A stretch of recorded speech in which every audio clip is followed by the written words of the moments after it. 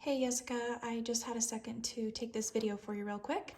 So if you do end up doing a website with me, this is kind of what um, your login is going to look like. I'll send you a link and give you a username and a password to use to log into your website.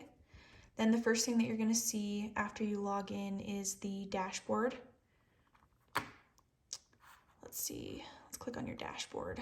Normally that is the first thing that will come up. So it's gonna look a little bit like this. We're gonna load your insights so you can see how many page views you have.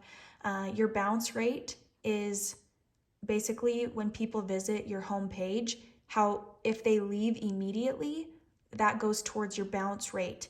Anything under 75% is good. So this gives you, I will load all this onto your site so that you can see how many people are visiting your site.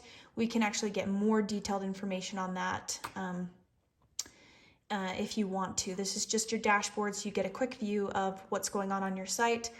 You can see how long people stay and how many sessions you've had in the last 30 days. So actually average dog breeder websites, the average is about 1 minute and 30 seconds that people stay on the site. So anywho, if you wanted to go in and edit some stuff when I give you your login information, you're gonna go to click on the name of your website, and that will just take you straight to the home page. So we added just today a subscribe so that she can send out mass emails at the same time to people who sign up to subscribe to her email list. So we're gonna click out of that. So this is where you're gonna edit your website. Right now, we're just looking at the page. Let's say that we wanted to change something on the Ready Pups page. You'd click on the page, and I use software that's called Divi that makes it easy for you to drag and drop. So this software that I'm using, WordPress and Divi, is basically the happy medium between coding and someone who just wants to be able to go in and edit something. And the coding allows me to make your website super custom to what you want and how you want it to look. Site builders like Site Builder, Wix, GoDaddy, those are really difficult to make custom. And if you wanted to do email subscribers, they charge you a monthly fee for all those things. So this is a really good way to do it. It might take some learning, but anywho, you go to a page that you want to edit, you're going to click Enable Visual Builder. That makes it so you're telling your website, hey, I want to edit this page. So it's going to take a second to load the Divi Visual Builder.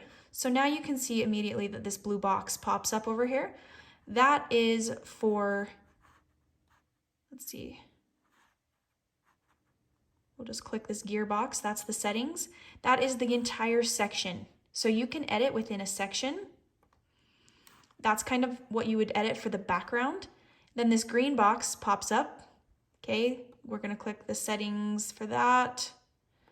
I'm just gonna click go to layer, row. Now that brings up the row settings. So you can basically choose how many columns you want or anything like that. And then it's these little gray boxes that let you actually add, edit inside like the text or a photo. So let's say you wanted this to say something different. You see all three boxes came up, the blue section, the green row, and the module setting, which is this gray box. So let's click settings. And then you would just type in here what you want to type. You could add it bold, you could change it to a heading or a paragraph, you could center it, make it go left, anything like that. You can add a link. So it's super easy. We're not going to change anything. So let's say that you wanted to make these 2 columns into 3 columns so that you could add modules into 3 different columns. You would just go to the settings. Oh no, we don't need settings, my bad. You would go to this little button right here. This makes it so you can add any set column that you want to, okay? So if you wanted to have 3 columns, or let's say you wanted it to look more like this because you wanted something small on the left, you would edit that right there. And let's say that you wanted to add another text box. You could click on this one, and then you just click the little plus, and that brings up all the different modules that you can add. So there's tons of these that you can actually add. You can add text, you can add a video slider, an image, a map. You could add all of these things. Mostly though, you're gonna add either buttons or images, which when I design your website, I will be editing the layout, the background, all of that stuff. So yeah, that's just kind of like what you're basically going to be doing. Like let's say you wanted to edit this slider. You're gonna click on it and click settings. All these images are on the slider for this spot. So you see how the arrows pop up? She can slide to a new picture. So we can go and click trash if we want to delete a photo, or let's say we want to add more photos to the slider. You just click this plus, and here's your media library where you can pick more photos that you want to add. Or let's say you want to upload some from your desktop. You just click upload, select, and then you're able to select any pictures that you want to add onto that slider. And then you would just click select, which we didn't select any, and then you would click this checkbox to save.